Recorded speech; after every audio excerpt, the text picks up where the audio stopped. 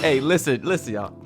I don't care if that was a meaningless summer league game. My heart was pounding. That was fun. If you did not get a chance to watch that game versus Golden State Warriors, it is a must watch. At least that fourth quarter, it was insane. So many things happened, so many highlights. I got a whole bunch in my notes here, so if I forget to mention anything, let me know down in the comments below. But what an exhilarating win for your superstar Miami Heat Summer League team as they exact revenge on the Golden State Warriors, who was the only team to give us a loss in all of Summer League. It was our very first game in the California Summer League. They kicked our ass. And today, the Miami Heat did come away with, what was it, like a 4-point win there at the end as they win 102-99. So a 3-point win, certainly a nail-biter. 5 different lead changes at the end. We'll kind of get into the fourth quarter because the highlights were coming in faster than I could type it in my notes. But for the Golden State Warriors, it was that stupid guy, Pat Spencer. If y'all remember last time, there was some white boy that looks like he just got off work at his accounting job. He cooked us last time. That boy was pretty good today too. But last time, it was also this guy named Plowden who was great. And today he was terrible, 0-7. But we don't care about that. We'll go in order of my notes here because there is a lot to talk about. So starting from the jump, you got what I like to call playoff Pallel because that boy Pallel Larsson was hooping. The one thing we said about Pallel all summer league is he looks like a guy who's very versatile, very talented. You know, he's very good on the defensive end, uses his athleticism in that regard. Offensively, catch some lobs, get some rebounds, will make some nice plays.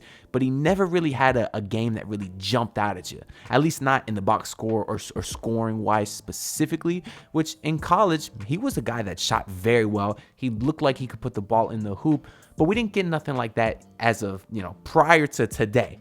But coming to this game, he was aggressive as hell from the start of the game with a lob to Khalil Ware, just like last game. Except last game it was Isaiah Stevens. This time it was Larsson to Ware, which you love to see. He was super active on defense, forced an offensive foul.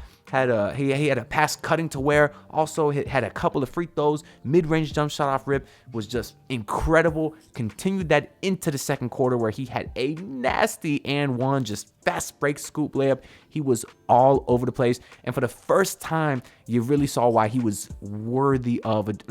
Let me not say it's the first time you saw he was worthy of a draft pick, but it's the first time he really stood out. I'll say that because certainly his versatility is the reason that he was drafted over some of the other guys like Keshad Johnson, I guess, although you can argue Keshad Johnson has been more versatile than Pallel, but anyways, the Heat got off to a pretty nice start. They were up maybe 6-7 in the first quarter, but then eventually the bench unit came in and they were terrible.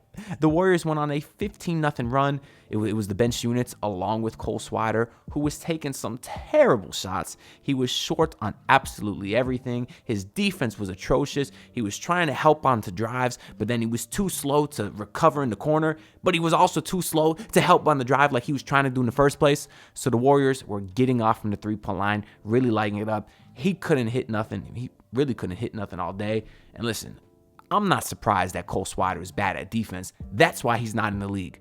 But when he's not hitting shots like he wasn't today, that's when you see it get very ugly because today, 0-6 from him, 0-5 from 3. That is nasty work. So they survived the bad Cole Swider game, which means tomorrow, he's probably going to pop off. Remember I said that, hey, if y'all on the anonymous player prop betting apps that don't sponsor me so I will not say their name, take the Cole Swider over. I'm going to look into that tomorrow. I should mention, he only got the start because Keshad Johnson is obviously still out with the ankle injury. Long term, Keshad looks to be okay, but he'll probably miss tomorrow as well, which sucks. But hey, at least you got Nikola Jovic back from his ankle injury. He played with Serbia today, so that was pretty nice to see. But outside of Cole Swider, you had a lot of other guys taking I felt like bad shots. The ball seemed to be sticking whenever it was in somebody's hands, not named Isaiah Stevens. Alondes Williams took some pretty bad shots. I was mad at a couple with Alondes because there was one point where that Pat Spencer dude, the accountant, forearm shoved Josh Christopher, and Christopher's clapping. He's into it. He got that Heat culture in him, as we saw Christopher dive into dive into a fan trying to get a loose ball. Y'all already knew Josh Christopher had the Heat culture. He better get a two-way. But he was getting into it with Pat Spencer a little bit, and Pat started it, right? They ended up calling a technical on Christopher to end the half, which can't be described as like Christopher got the technical and not Pat Spencer. Let me be clear. And I can only describe that as racist because they both. Why? Who's messaging me? Shout out to Boski who just followed me on Twitter. If you're watching this, let me know down below. Y'all can follow me on Twitter at Ant. I don't care. Subscribe to the channel. That's more important than the Twitter. Regardless, though, Christopher got into it with Pat Spencer, and then I wanted to see Christopher kind of take over a little bit, but then Alanis Williams took like back-to-back no ball movement threes. I don't know what the hell that was about. Although Alanis played well overall. We'll get into the box score a little bit later. And then you had Caleb Daniels take some terrible no ball movement shots too, some awful fadeaways. I don't know what the hell he was doing. Now, defensively, that boy Caleb Daniels, good God. The one play we talked about where Josh Christopher dove into the stands, that was off a block that Caleb Daniels had where he like his man drove into him because Daniels is a smaller guy, but Daniels was so athletic, he was able to rise up and boom, boot that shit. That was a nice block. Not to mention, Caleb Daniels also got the game-winning steal when the Warriors were going for a win. So shout out to Daniels. Listen, I've been telling y'all all summer league too. He's been a name that literally has not been talked about. I've been talking about him. For a smaller guard, he's very, very good on the defensive end, and I like what he brings on the offense too. Maybe not the smartest player or anything, but that's a name to watch out for in the future. Maybe he doesn't make a roster this season. Maybe he hangs around in the G League, and maybe next season is when he really shows out. So just wanted to highlight him a little bit there. But in that first half, really the whole game, you had Kevin Knox going off too for the Warriors. I didn't even mention him. And I'm not gonna lie, I was low-key kind of salty because he was sniping from three today. I think on the day Kevin Knox finished with, how many he finished with today? He came off the bench and shot 5 of 10 from 3, 12 of 17 overall. And the reason that got me hot is because they showed that in all of Summer League, Kevin Knox was averaging 33% from the field. So obviously he's been pretty terrible. That's why he's not in the league in the first place no more. But I'm like, of course, out of all people, Kevin Knox bum ass wants to go from shooting terrible to lighting the heat up today. And then I started getting mad. I'm like, well, what's his old ass doing in Summer League anyways? And then I realized that he's younger than Alanis Williams. So surprisingly, right? Kevin Knox played like 6 years in the league. He's only 24. Alanis Williams is 25. So I said, let me take a step back. Let me not make fun of him and call him an old head because I do like Alanis Williams though. So I can't be hypocritical there. But anyways, what else we got here? We can kind of fast forward to that fourth quarter now. Where back and forth the entire time. There was portions where the Heat really looked like they were starting to pull away. And then you had a couple of bad plays. For example, Larsson. I did call him playoff Pallel. Missed back-to-back layups. One of them was off a beautiful pass, a beautiful lob pass from Isaiah Stevens. We did see those two connect earlier. Stevens hit Pallel with a beautiful backdoor dime. There's too many good Stevens plays to highlight. Hopefully they post a lot of videos on Twitter so I could download them and show y'all because Stevens was amazing, per usual, right? I ain't surprised. I don't want to sound like a broken record. He was awesome once again. But in that fourth quarter, outside of those two Pallel missed layups, which led to some easy buckets for the Warriors, the Heat had some pretty awesome moments. Cole Swider took what was an awful shot after hesitating in the corner. Luckily, he got fouled.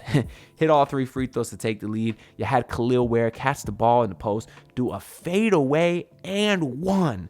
And the thing I love about Khalil Ware is he just is so calm. I put a tweet out on Twitter that said, people saw Khalil Ware show no emotion and thought that meant that he doesn't like basketball. When in reality, that dude is a silent killer.